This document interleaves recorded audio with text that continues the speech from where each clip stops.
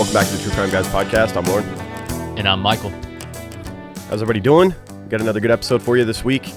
This really could be a part of our Stalker series, and another just thing that scares the shit out of you as a father of a young daughter. Yes. Just the kind of creeps that your daughter could briefly date, and then they just can't let it go, you know? Mm-hmm. Yep, it's terrifying. It is. There's nothing you can do about it either. Yeah, dated her for a minute, and then a year later, still stalking her, and ultimately does something horrible. It's understandable. I mean, beautiful girl. When I started looking into this case, I was like, at first I thought human trafficking. Honestly, I did. You know, early on we've seen this so many times, and then the strange way that she disappears. You know, but yeah, very interesting case. One of those instances where the victim just had this feeling too that something wasn't right. She could sense that she was being stalked, and told her mother just a day prior to her abduction that like she was paranoid about getting murdered. And next thing you know, boom. I mean, you have to trust that intuition. And if you have family members, especially if you have children come into you, you know, and I'm not trying to blame her mother or the family or anything like that. You never know. And then of course we're all a little bit paranoid this day and age. I think that goes without saying, but sometimes it's better to be too. But it's better to be paranoid and alive, I always say. True. That could be a t-shirt.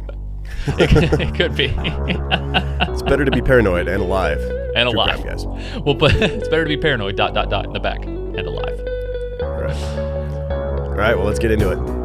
She didn't mention anything. She didn't mention no one specific. She just mentioned, I'm really, really scared. I'm paranoid, mommy. I'm getting anxiety attacks. And she was like hardly, she could having a hard time talking. And I would tell her, calm down. You need to calm down and tell me, why is it that you're feeling this way? Like, did somebody threaten you? Did you see somebody else at your house? Obviously, I asked about the ex-boyfriend, and she said no. If anything, I felt comfortable him being with me here. Now that he's, gone, because I had broken up on Thursday. Now I'm gonna be scared being here, like just continuing with her living there by herself. So she was just really scared about that. It's just the whole her being afraid of being in her apartment and mentioning, I'm afraid someone's gonna murder me, like the women that she sees or hears about getting murdered, and then her story ending up this way. It's just like we wonder who made her feel this way. Did somebody mention to her somebody's out to get you or somebody? I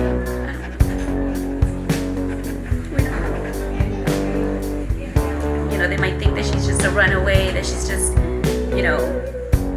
going into bad things or whatever. No, that's not the case. I can promise you that's not the case. She wasn't looking for anything at 2 a.m. or saying, oh, well, I'm going to go to a club or whatever. No, that's not that. She hated those places. There's so many questions that I have, and I'm sure they're doing their thing, their investigation, their part, but I think I need to know. I think I need to know where, just I don't even know how to explain it. I think I need to know.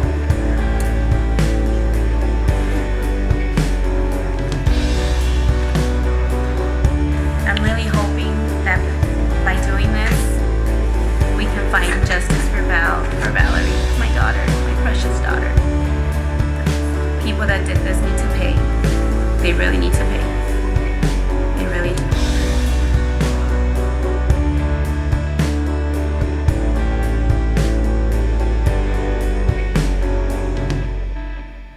So our case this week is the murder of Valerie Reyes. Very recent case, as we mentioned.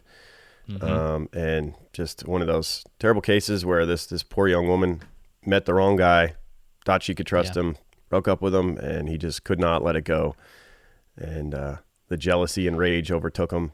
And we'll start it out. We'll start it out with the discovery of the body. So on February 5th in 2019, at approximately 8:30 in the morning, a group of highway workers were on a routine sweep of a public road in Greenwich, Connecticut, One of the workers noticed a suspicious red suitcase about 15 to 20 feet away from the road in a wooded area alongside the road. One of the workers approached this large suitcase and upon opening it began vomiting from the foul smell that came out of it. And they immediately called the police because they knew that this had to have been, a corpse of some sort, probably not animal if it's in a suitcase like this. Right. And so when the police arrived, they discovered the suitcase contained the dead body of a young woman. And it wouldn't take long for the Connecticut police to connect the dots. There was a young woman that had been missing for weeks, and she only lived about 15 miles from where the suitcase was found. And 2 days later, their suspicions would be confirmed when the coroner would discover that it's 24-year-old Valerie Reyes. She was wearing jeans and an unbuttoned shirt when they found the body and was barefoot. Her knees and ankles were bound with a combination of white twine and packing tape. Her wrists were tied behind her back, and she had more packing tape wrapped all around her mouth and chin in multiple layers.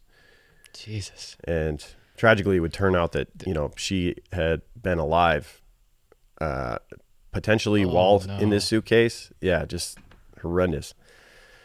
Her body had been there for about 2 weeks, apparently, and had started to show the early stages of decomposition. She had a multitude of injuries around her head and face, including a cracked skull, broken nose, fractured cheekbones, and a large hematoma. And it looked, obviously as though she'd been beaten badly. Yes. And it didn't appear as though there was a blunt object. It was, determined to be just fists, just a brutal beating from someone. This sounds like a crime of passion. 100%, dude. 100%. Yeah. Even though she was that badly beaten, her official cause of death would be ruled homicidal asphyxiation due to the tape around her mouth and the injuries to her face that would have made it difficult for her to breathe.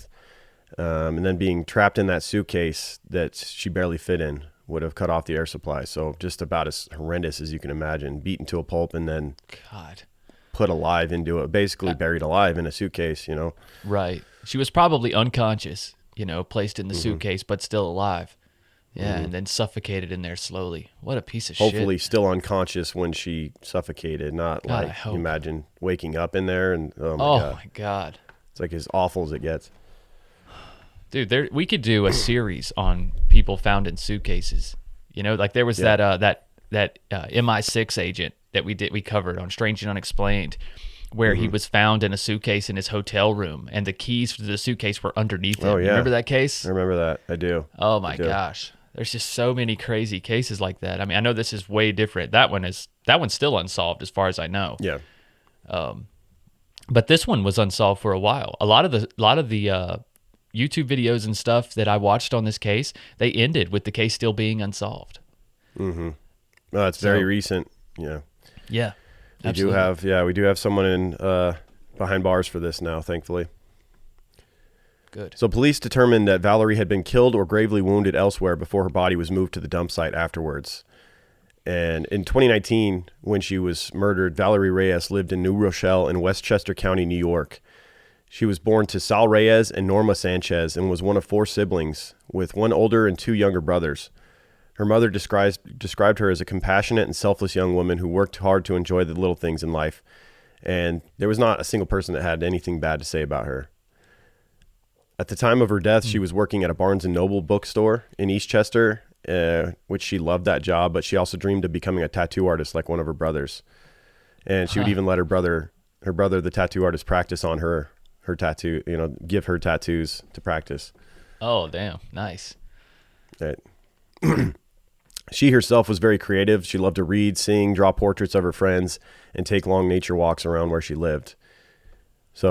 And she had an incredibly tight family. The Reyes family would get together on Sundays and meet up with her mom and siblings, and they would play board games, take a walk in the park, just a weekly thing. So right, as you can imagine, the family was devastated when she went missing and ultimately was found in this way. It always seems like it's these people that these types of crimes of passion happen to, right? It's like they're in a relationship, they're an amazing person, and this person who lost them or who fucked this up, they just can't deal with it. They're like, that's the one that got away, and I can't let that one that got away go, bring joy to someone else. That's my joy that I'm missing out on, My wife had a couple guys like this, exes, that they fucked it up, she's a type that if you treat her like crap, she'll cut you off and be done. And then they realized As immediately, like, oh shit, I messed up. And there was like, dude, I'm talking like a year later after she had broken up with him. Like, we've been together now for 8 months or whatever, and they're still leaving like birthday cards with cash in her truck and stuff. Like, just couldn't let it go. Nope. Yeah. Well, they know they missed out. That's the one that got away. It's the one that got away. And you're lucky like you said, didn't have any it's usually the psychos in her best past. people that this happens to, unfortunately. Yes. You know? Yes. Because they're amazing The most people. genuine People don't want to lose them. They don't want to lose them. Yeah.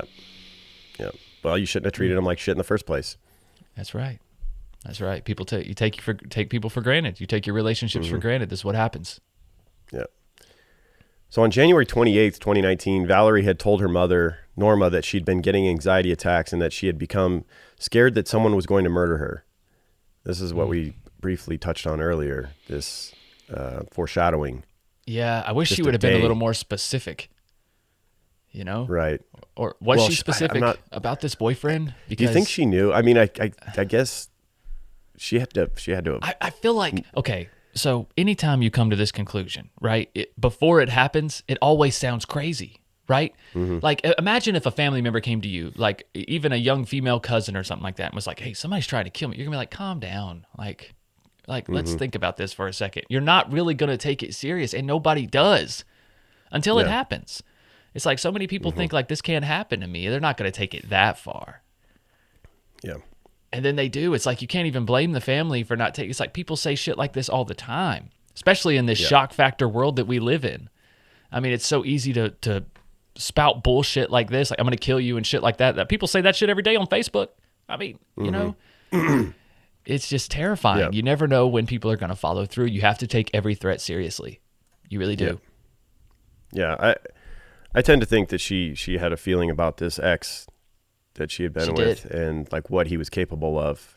And unfortunately, she didn't tell her mother, and her mother didn't like this guy either. We'll come to find out. Mother's intuition. So, yeah. You wish that she had spoken up and told her mom that it was this guy that I'm worried about, that I think he's still following me or whatever. And maybe her mom would have said, come stay with me for a little while or something like that, you know? Maybe it could have been avoided, but who knows? Who knows? As it was, she didn't tell her mom, you know, who it was that she was worried about. She had broken up with her most recent boyfriend in January 24th, only 4 days before this conversation. But when Norma asked whether he was doing something to make her feel threatened, she said, no, that wasn't anything to do with him. And that would be truthful. The most recent boyfriend was not the one that she was worried about. Yeah. Oh, okay. So Norma, her mother, tried to get more details, but she was shut down by Valerie. Valerie was not wanting to go into it any more than that. And sadly, this would be the last time that she would ever speak to her daughter. Later that evening, Valerie exchanged a phone call with her best friend of almost a decade, Jeffrey Anderson. That conversation seemed to mostly be about Valerie's current anxieties, as Joffrey said he tried to talk her through the fears and of being attacked before saying goodnight to her at 11:30. Maybe having that conversation we just talked about, where you're saying, you know, like maybe you're overreacting, and right? You know, yeah. Who knows? But yeah, not the case. Yeah. So the next day, Tuesday, January 29th, Valerie and her mother Norma had plans to go to Home Depot together, but Valerie never showed up and wasn't answering any of her mother's texts or calls, which wasn't like her. And Norma assumed that Valerie was just overtired. You know, she's been going through a lot with the anxiety, probably not sleeping a lot. And she just let her daughter be. But by the next day, when she didn't show up to work the next morning on January 30th, that's when her parents fired up the alarms and filed a missing persons report with the New Rochelle police. Imagine the eeriness of that when your daughter tells you something like what she told you, and then that next day she doesn't show up to go to Home Depot, and then the next day she doesn't show up to work. You're like, oh no. Yep. She's not answering your text, your calls. You're not, you're not on bad terms. Yeah, this is a serious red flag right here. So one of the first things that police did was search Valerie's apartment. The apartment seemed to be in normal order, but forensics did find a small amount of blood in various places. A small blood stain on Valerie's pillow, 2 small stains on the bathroom floor, and another one on the toilet. So maybe droplets. Not the biggest cause for alarm right away. You probably find the same kind of thing in most homes. You could get it from a bloody nose or a small cut or something, just little droplets of blood. Absolutely. Police also identified a number of items that were missing, though, from her apartment, including her iPhone, her iPad, her wallet, and several items of clothing and bedding, which is never a good sign when you see the missing bedding and if it's not in the washer, you know? Right. Even if it is in the washer, really. But, like, especially if the bedding's just gone, fucking bad sign. Like, that's, like, number one in my book. Yeah. And all electronics, iPhone and iPad. Right. Yeah, that's not good either. Not good. So her family and friends were insistent that she would not have just disappeared on her own contacts. So that makes, you know, all the devices being missing seem more suspicious when they say she wouldn't just leave. And so why is all this stuff missing? And that combined with Valerie's recent concerns that someone had wanted to kill her led police to believe that foul play was involved. Thankfully, they took this very seriously right from the jump. An immediate person of interest was the boyfriend who she had just broken up with recently. As he could have been a potentially strong motive to hurt her, obviously, having them just broken up. But he was quickly ruled out as a suspect and actually took on a significant role in the search for Valerie. So who was it? Was the, what the police were wondering that took this young girl. Police were looking everywhere in New Rochelle, New York City, with no success. So they turned to the public for help, posting pictures of Valerie with descriptions of her outfit that she was seen in, which was a green coat, black jeans, and black shoes. And the police were blowing this up all over social media, on the news.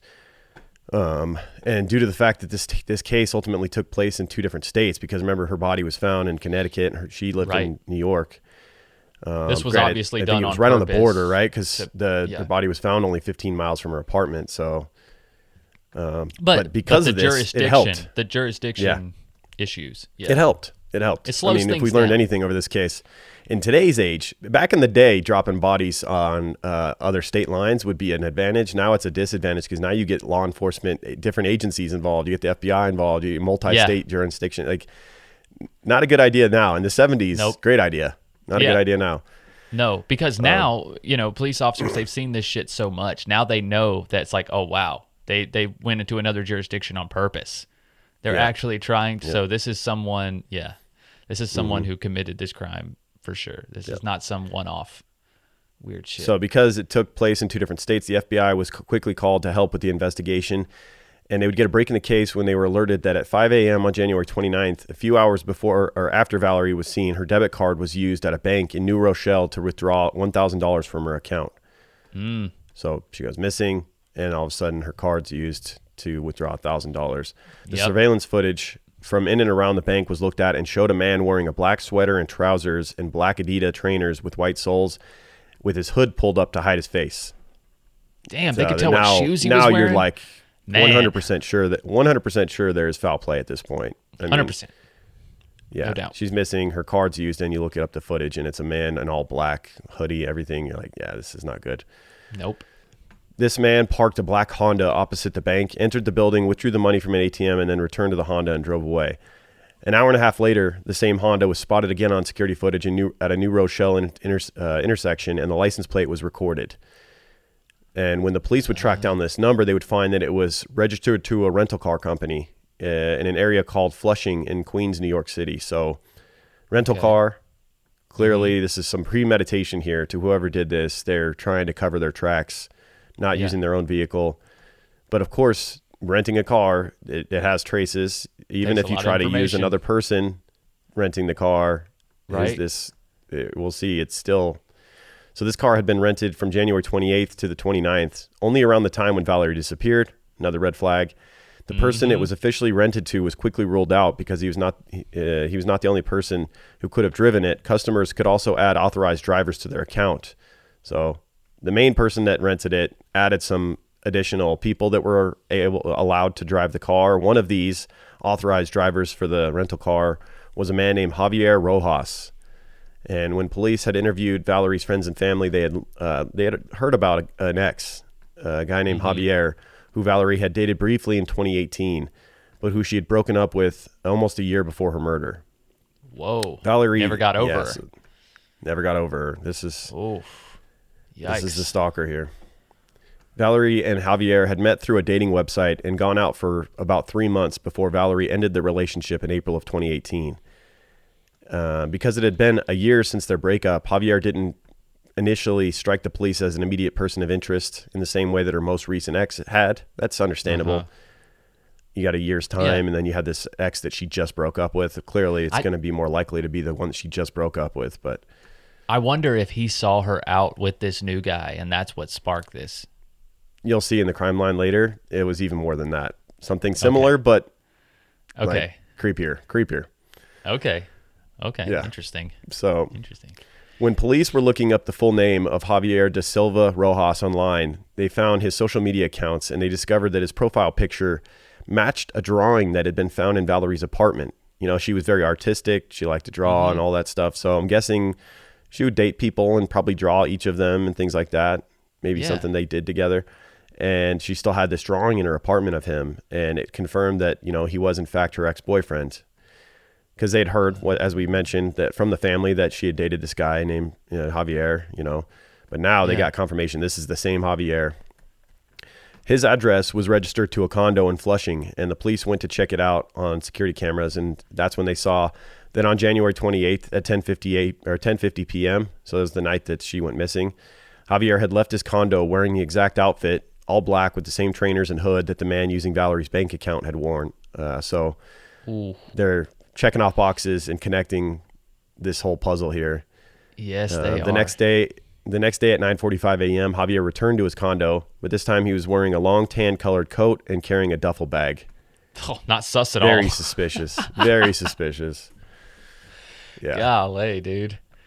Yeah. Several minutes later, he left home again, this time without the duffel bag. So he had not been home at the time when Valerie was attacked. So once again, can't rule him out there. He has no alibi.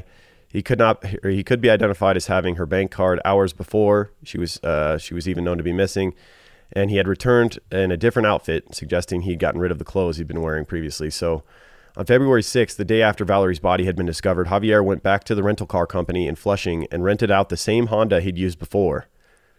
Very typical, right? You turn in a car and then you go back to rent it the next day briefly so that you could go get it cleaned and then bring it back to because you care so much about rental cars. And you know, you just want to be a good customer. You know, that's right. The location data showed a large cluster of Wi-Fi hits on Javier's phone at a car wash in the Bronx.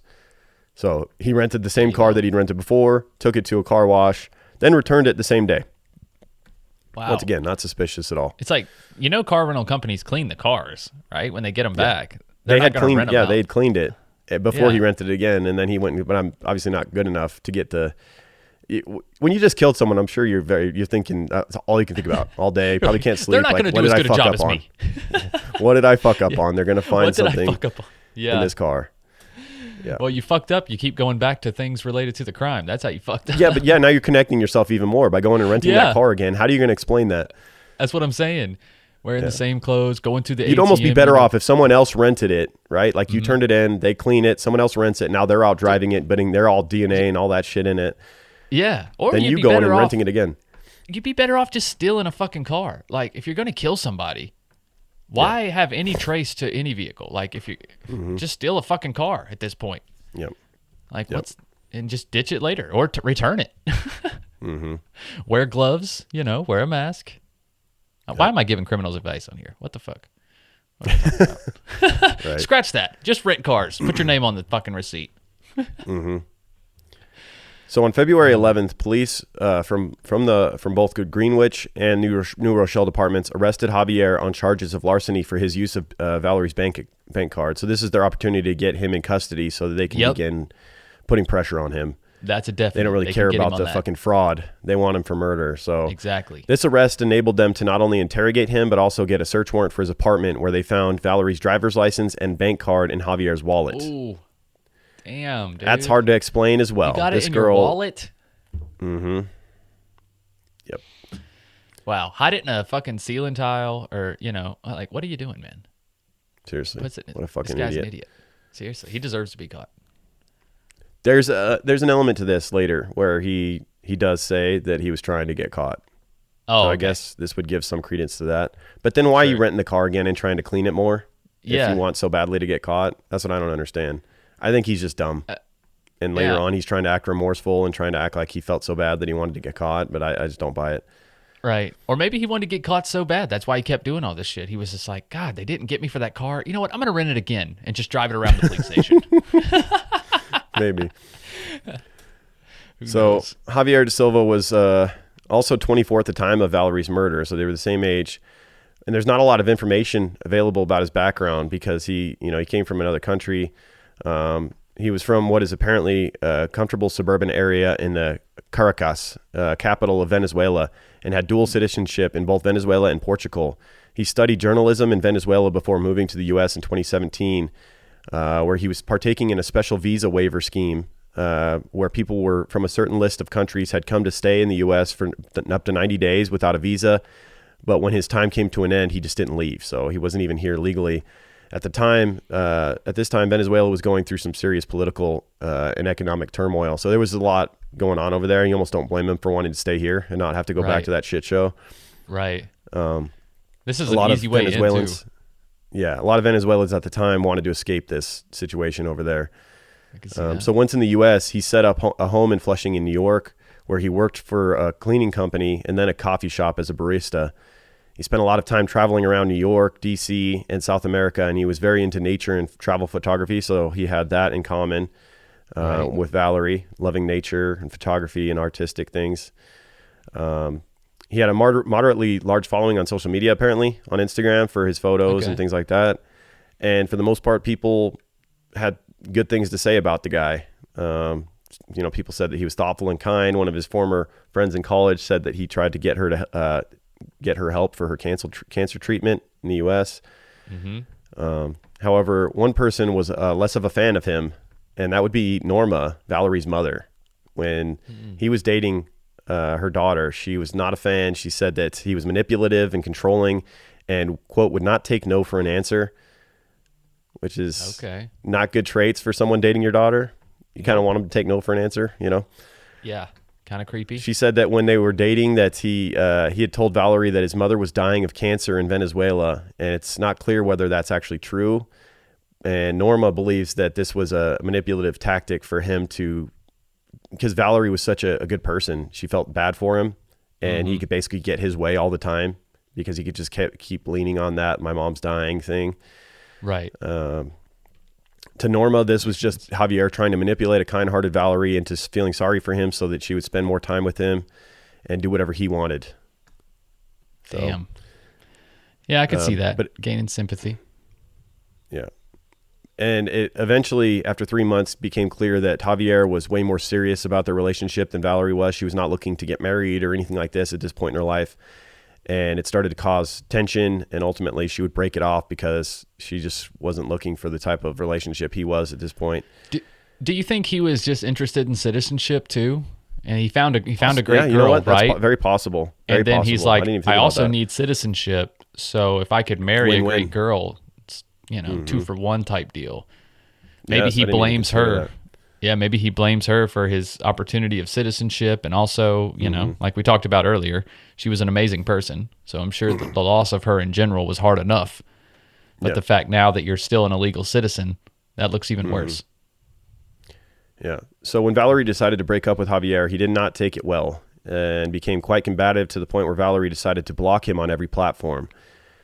And that just confirms your choice in breaking up with someone, when they become immediately very childish and combative. And it's one thing to be emotional initially, but like it carried on. It took a little while before she could finally cut ties completely with him.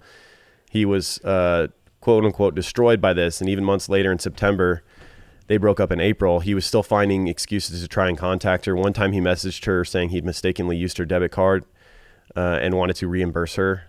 So just finding ways to, this is a common stalker thing, finding any way to get back in your life, weaseling their way back in. Right. It's like, why did he have her debit card anyways? Maybe he had her information. I'm wondering, it's modern day shit. Maybe like it was like saved in his device or something. You know how like you buy something on a computer and it says, do you want to save this information? Who knows? It could have been something like that. Yeah. Like they share an Amazon account. Could have been an Amazon account. Like that. Yeah. Anything. Yeah. I know Amazon has like every form of payment I've ever used on that saved. Right. Amazon knows everything about me. I got like 9 different ways to buy something on Amazon. Right. Yeah, I know. Me too. They're like, how would you like to pay? PayPal account, my bank account, credit card. Right? Yeah. Like, I don't even have this many cards anymore. What the hell? Right. You can buy with a piece of your soul as well, I think is an option. Yeah, that's right. Just put in your social security number. Just a small piece of your soul, not a big piece. Amazon will take anything. Yeah. So after a while, he seemed to leave Valerie alone finally. But the day after his arrest, back to after her murder, the police began his interrogation, and clearly he was full of shit from the jump. Initially, I mean, there was just so many things that there was no explanation for. Yeah. Having her license and credit card, the rental car matching the one that was seen from the person getting the ATM deposit withdrawals. You disguised yourself at the ATM. Yeah, renting the car again, all of these things. So initially he said that he'd found Valerie's wallet on the street while bar hopping in Manhattan. Well, isn't that convenient? A girl that you happen to have a nasty breakup with and is now missing, you just happen to find her wallet on the street. That's so lucky. What a coincidence. And also, even luckier is that he found a scrap of paper with the card's PIN number tucked inside as well. Oh, cool. Man, it's luck of the draw. Yeah. I'm glad some criminal didn't find this, you know? Right. I'm so glad he found it and spent her money. And unlike before, when he tried to, apologize and give her the money back for using her debit card, he just went ahead and just withdrew as much money, just started draining her bank account, Right. That's what she would want. Yeah. Yeah. That's what she would want. You just send her an IOU like in Dumb and Dumber, Right. Just a whole suitcase of them. Yeah. Maybe that's what you want to hold on to that that's one. What was That's a Lamborghini. That's you might want to hold on to that one. That's a good one. That's a good one. So he also said that he had not been in New Rochelle or Connecticut in over a year, which was obviously where her body was dumped.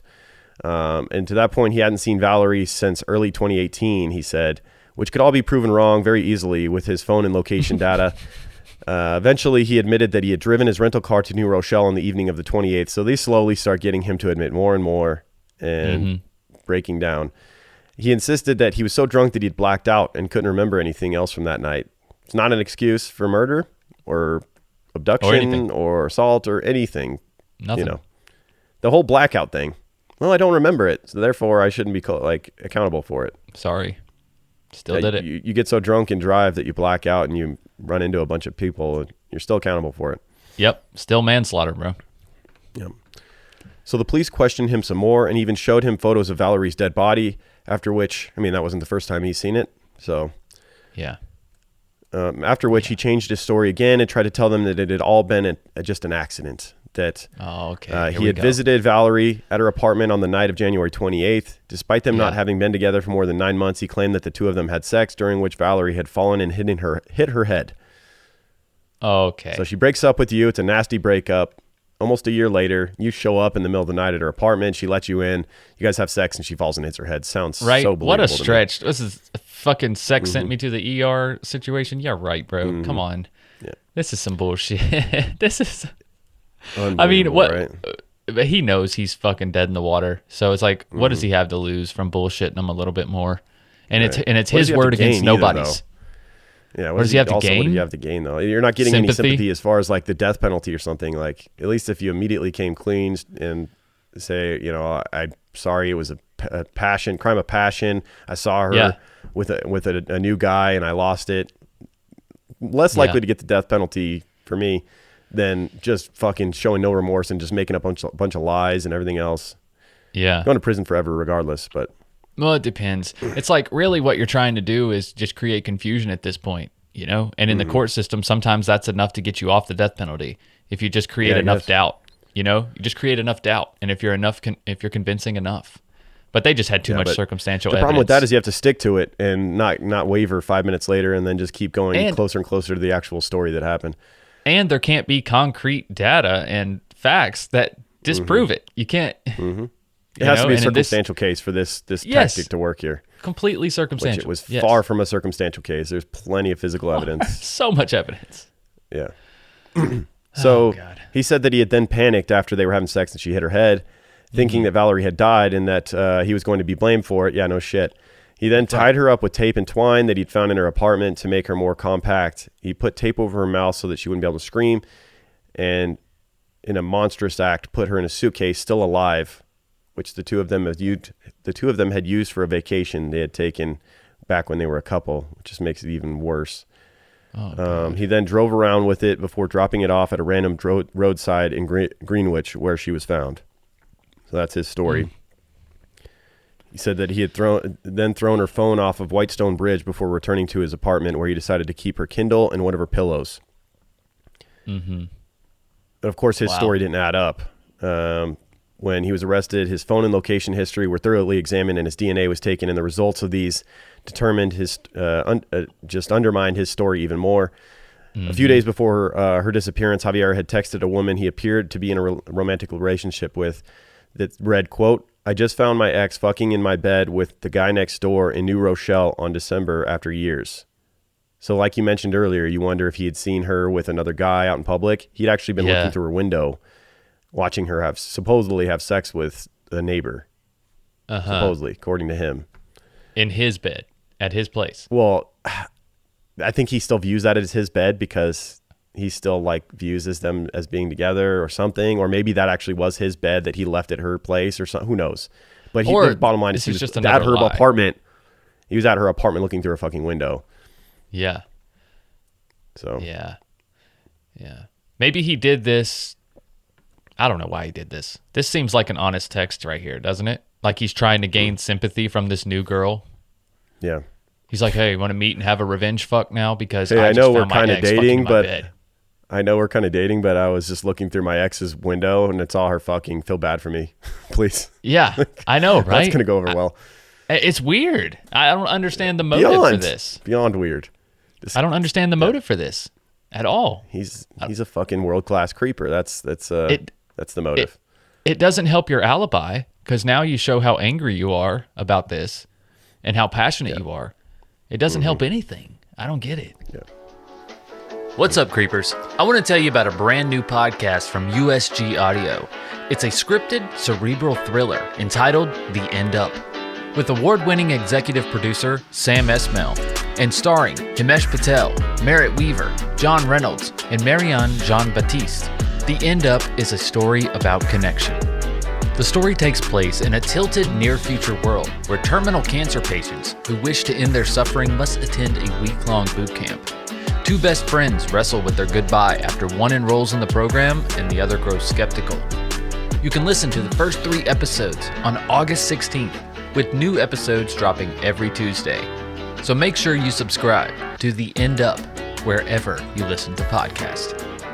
Let's get back to the show. So police would piece together the night that Valerie was killed, and this was their conclusion. When Javier left his condo on the evening of the 28th, he got a rental Honda and used Google Maps on his phone to find the directions to a church in New Rochelle, which was less than a mile away from Valerie's apartment. So he would park there, then drive to New Rochelle. After midnight, his phone's location data showed that he was only 200 feet away from Valerie's home. After that, he switched his phone to airplane mode. Really? Shouldn't you have done that prior, bro? Maybe immediately. I don't know. Now it's just hard to even imagine getting away with murder in today's days. I was going to say print up a map at home, but then that shit's on your fucking computer. Do it at a library, but it's always going to be under an account with you, or you're going to be seen on surveillance going to the library. Like, it's just no way. Well, there's always an IP address tied to every computer you use. Yeah. So if you use one, they're going to be like, okay, it's this computer. Okay, pull up the camera that looks at this computer. Okay, there he is. Yeah. Mapbook, old school mapbook maybe, but then you got to look. You got to find her address, which means you have to Google her name and get her address, and it's just good luck. Yeah, good luck. Anyways, but it's definitely switch off location services a little further away than 200 feet from her apartment. Right, walking distance, and you're just now cutting it off. So then he switches his phone to airplane mode in an attempt to conceal his presence, which I don't even think works. It'll just not allow incoming calls and texts, but I'm pretty sure that you can still be tracked. Pretty damn sure. Yeah, they can still locate you if that phone's on. Yeah.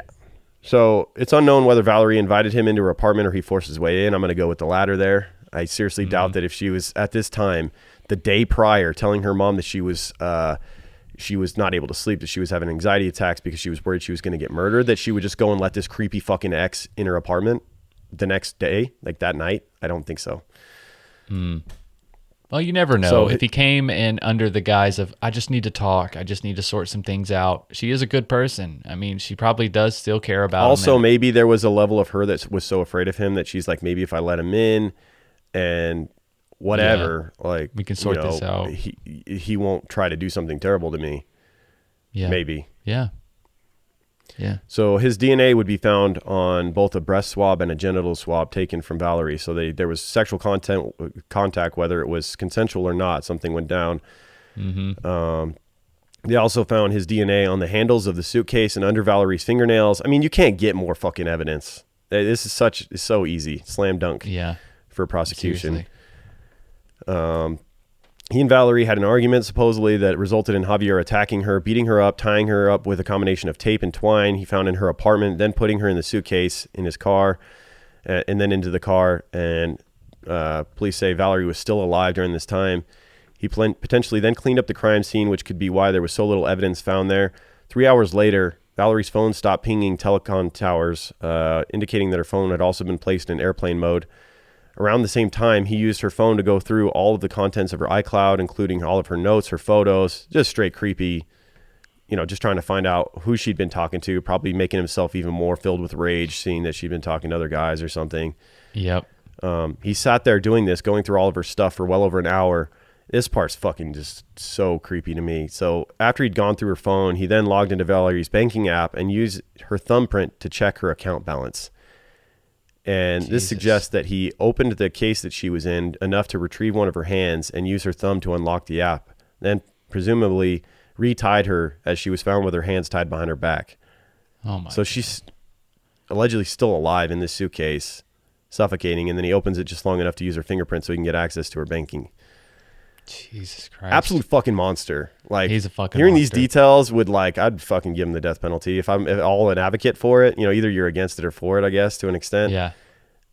This fucking son of a bitch. This is too much evidence. Yeah. It's just the level of depravity. Like, at least kill her before you fucking put her in there alive and she's suffocating, and now you're doing Seriously. Awful. I get it. The level of torture alone. This is torture. Yeah. This is some of the worst torture people I could imagine, dude. Being in a place locked up, you can't breathe, you can't move, but you're conscious. Holy shit. Yep. That's stuff of nightmares right there. So after checking her balance, he went to the bank and withdrew that $1,000 that we mentioned earlier. Then at about 6:30 a.m., his phone started pinging towers again. So he turned back on location services and took it out of airplane mode. He seemed to go through much of New York State, Connecticut, and back to New Rochelle, then back to Connecticut again, and seemed to be searching for a good spot to dump the suitcase. Finally, he would stop in Greenwich, where he abandoned Valerie's body on the side of the road, where it would be found 2 weeks later. So not smart enough to, once again, to turn off location services where you dumped the fucking body. Yep. Like, your location was seen right where the body was dumped. Once again, just idiotic. He just didn't have a lot of knowledge about this type of stuff, man. He just wasn't very technically savvy, apparently. Yeah. Yeah, I don't know. Quite a following on Instagram for a minute there, though, apparently. Yeah. Tech savvy enough for that. Well, it ain't hard to take pictures and post them on Instagram these days. Yeah. I mean, everybody's a photographer. Yeah. So over the next couple of days, he used Valerie's bank account, her card, to withdraw a total of $5,350 from her account, basically draining it. As previously stated, the police had identified a number of items missing from her apartment, including her phone, her iPad, her wallet, and bedding.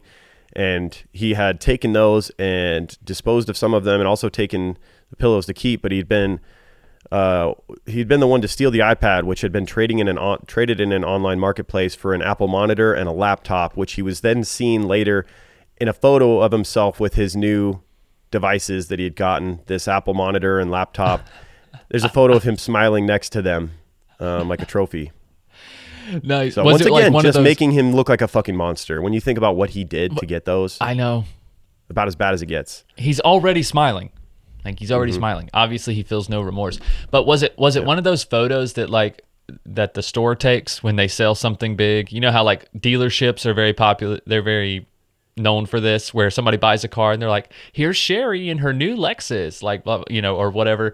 I wonder if it was that type of, like, remember when we did the case about the canoe man and he almost got away with it, except for he took a picture for a website in a certain place he wasn't supposed to be. Yeah, they took the picture of him and put it up. Yeah. They took the picture. It could have been taken in that context, but then he, I believe, sent the picture to a friend, like bragging about his new shit. And so that's where I think the police got the photo from ultimately. Yep. Once you send it, dude, it's out there forever. Mm-hmm. Yeah. Good. So faced with all the evidence now, he finally broke down and admitted to killing Valerie. He said that he had gotten into an argument with her while he was at her apartment that led to him repeatedly punching her in the head, and he knew she was still alive when he put her in the suitcase. Once he admitted to the crime, he seemed to become very emotional about it and cried through many of the interviews and court appearances, constantly apologizing and insisting that he had actually intended to kill, not actually intended to kill her, and in fact tried to revive her multiple times. Yeah. I doubt that. I doubt that, man. You let her fucking suffocate alive in a suitcase after you'd beaten her to a bloody pulp. And then you opened it to get her thumb. Dumped her on the side of a fucking highway like a piece of trash. Yeah.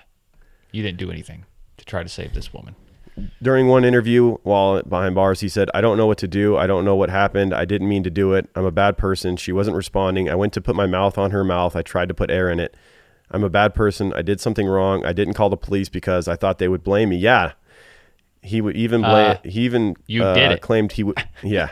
He even claimed he withdrew the cash from Valerie's account to deliberately draw attention to himself. Like we said, wanting to get caught. And so ultimately he was charged with 1 count of kidnapping resulting in death. If he went to trial and was found guilty, he could potentially face life in prison or the death penalty. But the case took a bit to go to trial because it had to go through federal court as it had been taking place in 2 states, as we mentioned earlier. Mm-hmm. But also because his defense team kept trying to negotiate a plea deal for him, which they would ultimately land a plea deal on February 5th, 2020, and he would plead guilty to the charge of kidnapping resulting in the death of Valerie Reyes, which I hate that charge, dude. This is fucking cold-blooded murder.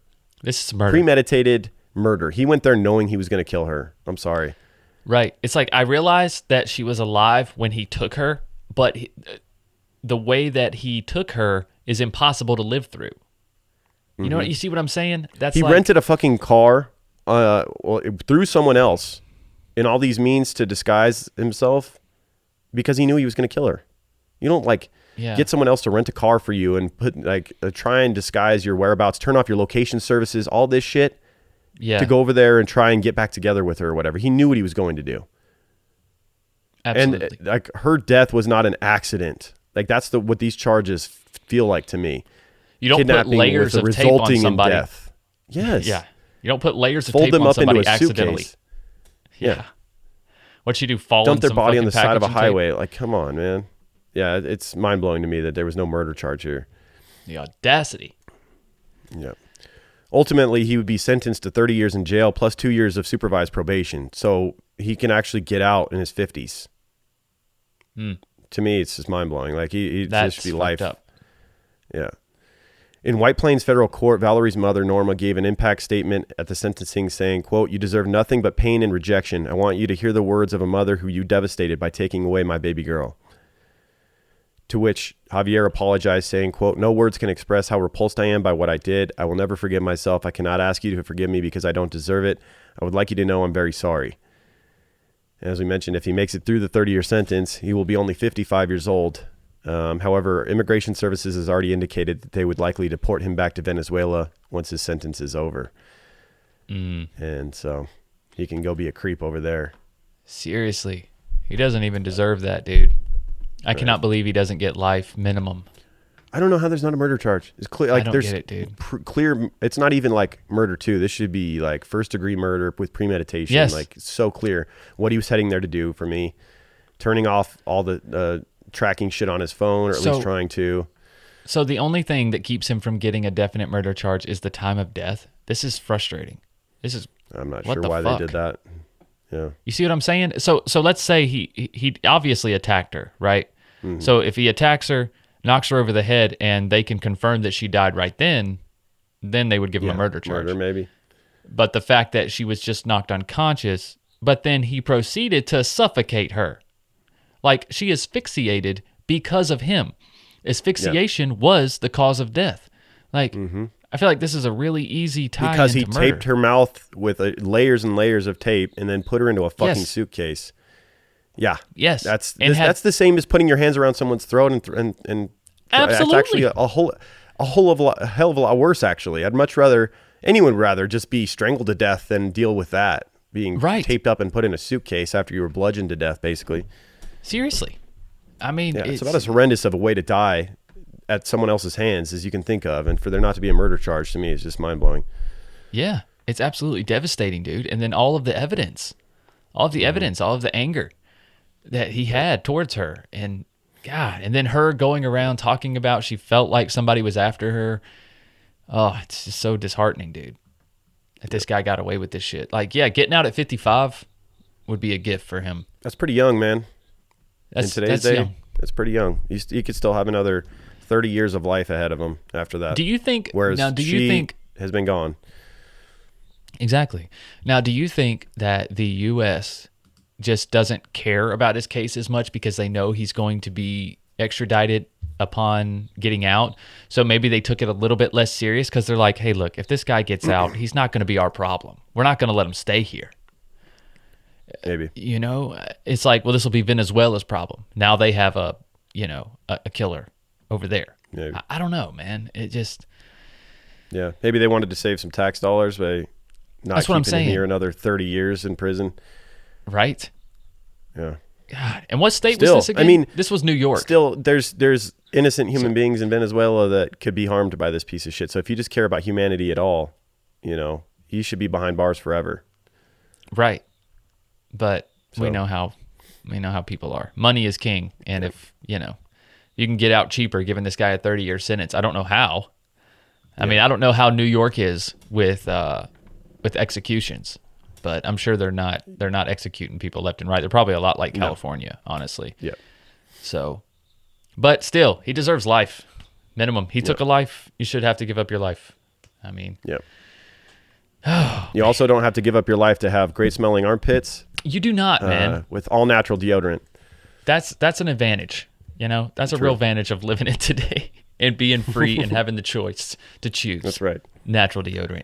Like Oh My Gaia, for instance. I mean, if you want a suggestion from us, that's where I'd start. Oh My Gaia is an innovative, all-natural deodorant, fragrance, and beard oil company specializing in paraben and aluminum-free products. Their innovative line of deodorants inhibit the growth of odor-causing bacteria while maintaining effectiveness. And at Oh My Gaia, they use only all-natural, paraben, and aluminum-free organic ingredients. Guys, like we always say, there's tons of scents to choose from, as well as scented oils and beard oils, guys. If you're growing out your beard for the winter, we got No Shave November coming up. You might as well start now, right? Get you a little jump on that. Get you some beard oil from Oh My Gaia. There's tons of scents to choose from vanilla, cherry almond, sandalwood, lavender, lemongrass, Egyptian musk, coconut, dreamsicle, leather. And honestly, is there a better scent for beard oil than lumberjack? I mean, it's in the freaking name, dude. It's like the perfect beard oil right there. If you don't know where to start, you got a big old lumberjack beard. Get you some lumberjack scent, man. Complete the look. Yep. Honeysuckle, fireside, bergamot amber, pear, sweet pea, sailor, barbershop. Barbershop's one of my favorites. It is. I've been wearing a lot of barbershop lately. I've been switching it up. I love Egyptian musk, but I love that barbershop too. It's so fresh. It's clean. Oh, I love it. Yep. I love that scent. It's in my rotation. Right now it's tobacco caramel, which is a scent that only Michael and I have, I believe, pretty much. Yeah. Maybe one other person. Did you ever got yours? Actually, I don't have tobacco yet. I don't have it yet. Oh, but it's my fault. I haven't messaged Wendy about it. I just mentioned it on the show. She may have not heard that episode. She needs to make that a scent available. Really? Okay. It's so good. We need to talk to her. That one's in the rotation. Some barbershop, some lumberjack, and some true crime pine, of course, is in my weekly rotation. True crime pine, which I didn't even mention yet. I was going to say we have our very own scent called True Crime Pine. Maybe we could talk. Maybe if Wendy hasn't planned on keeping the tobacco, maybe we can put a true crime spin on that one as well. You know, we can help her market that one as well. I don't know what we'll call it, but we'll think of something. We'll call it the Smoking Gun or some shit like that. It'd be cool. Dude, something to do with a creep van, because I mean it's candy and cigarette smell. It's kind of like a creeper, you know. It's kind of creepy. Creep van caramel. Right? Let's go. Creep van caramel. Right. I don't know. All right, but guys, because you're True Crime Guys listeners, you can use the word creeper, and you can get 15% off your order at shop_ohmygaia on Instagram or ohmygaia.com. That's OHMYGAIA.com. And again, that's code word creeper for 15% off. You won't regret it, guys. Give it a shot. Let us know what you think. That's right. Do it. Also, check out our other weekly sponsor, Tonic CBD. Their farm-to-bottle plus botanical blends are formulated to provide targeted support where you need it most. They have high-quality ingredients thoughtfully selected for their ability to support and enhance the benefits of CBD, resulting in a more effective, well-rounded, and consistent wellness solution for your mind and body.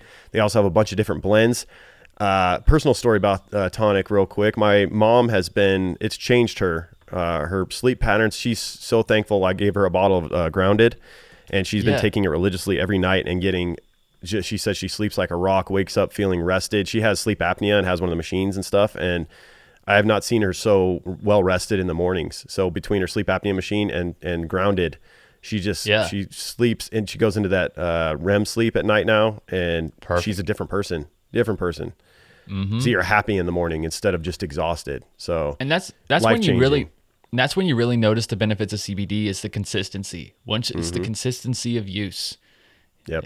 I like to take it an hour before bed, and you just start feeling more and more tired as an hour goes by, and you're just ready for bed when it's time. Yep. You're relaxed. You're at peace. Yep. Yeah. Mm-hmm. Yep. So with values rooted in quality, integrity, and sustainability, Tonic is committed to creating plant-based wellness products that are good for the people and good for the planet. Visit tonicvibes.com to learn more and use code word CREEPER at checkout for 20% off your order. That's tonicvibes.com, code word CREEPER for 20% off. Right on. Yep. Right on. And also check out our Patreon. Yes. Patreon.com/truecrimeguys. $2 a month get you access to our premium episodes once a month. When we're not on the main feed, we're over there doing an episode for the patron members, and that's $2 a month or $20, $21, something like that per year to just pay up front and be done for a year. And you can also hear. There's so many episodes. I mean, we've been doing one premium episode a month for the last 4 years. So I don't know how many that amounts to. Actually, I think it's over 5 years now because there's over 60 something episodes. Wow.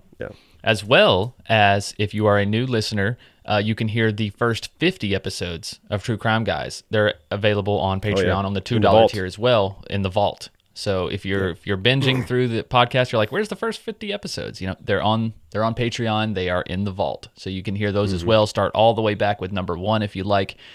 And join us on the journey. I'm trying to remember back to some of those. Would be like Richard Ramirez, the 2-parter on that. Randy Kraft, William Jose Bonin. Vigoa, right? The Scarface of Sin City, like some of our best ones. Bonnie and Clyde, Kitty Genovese. Man, there's a shit ton of them on there, like we say. Randy Kraft. Yeah, that's number William 1. Bonin. Yeah. Yep. So all of that over there. And then on the $5 tier, you get Just the Banter, which we're about to record. That's our extra show where we just sit around and talk. It's just the banter. It's not necessarily about true crime. It could be about anything.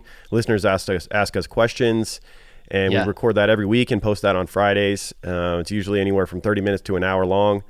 Me and Michael just shooting the shit, talking about life. You learn a little bit more about us, our personal lives, things like that. So that's on the $5 tier, and obviously you get the rest of the $2 tier stuff too on that tier.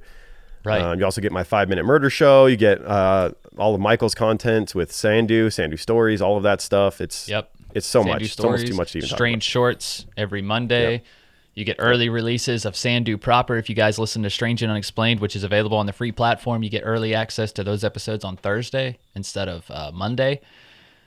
So tons of content on Patreon, guys. We appreciate all of your support on there. If you're not a patron, we appreciate it as well. But please consider checking out patreon.com/True Crime Guys. We promise it'd be worth it. Shit ton of content on there.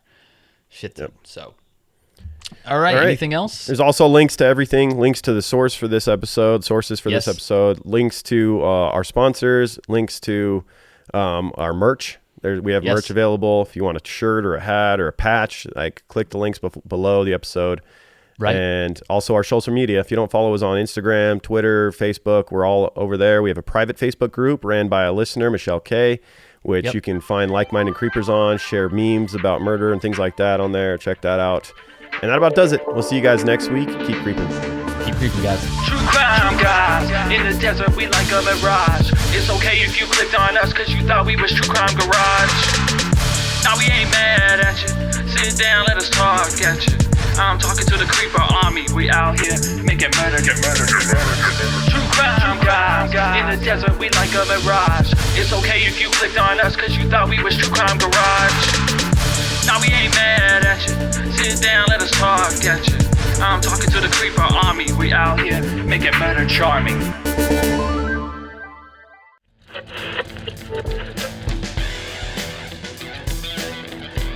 the minds of true crime guys. Come.